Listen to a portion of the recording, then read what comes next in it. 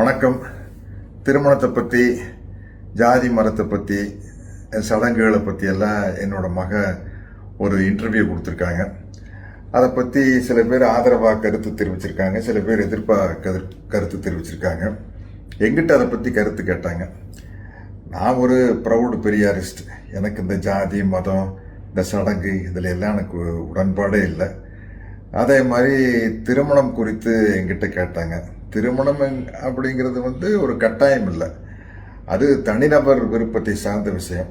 திருமணம் செய்கிறதாகட்டும், ஒத்து வராட்டி டைவர்ஸ் பண்ணுறதா இருந்தாலும் சரி, இல்லை தனியாகவே வாழ்ந்துட்டு இருந்தாலும் சரி, திருமணம் இல்லாமையே நமக்கு ஒரு குழந்தை வேணும்னு ஆசைப்பட்டாலும் கூட இன்னைக்கு இருக்கிற மெடிக்கல் ஃபெசிலிட்டியில், மருத்துவத்துறையில் இன்னைக்கு இருக்கிற டெவலப்மெண்ட்டில் அதுக்கான வாய்ப்புகள் இருக்குது.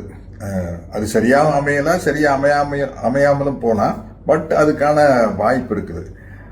அப்படி இருக்கும் பட்சத்தில் இது ஒரு தனிநபருடைய விருப்பம் சார்ந்த விஷயம்தான் அப்படிங்கிறது என்னுடைய கருத்து.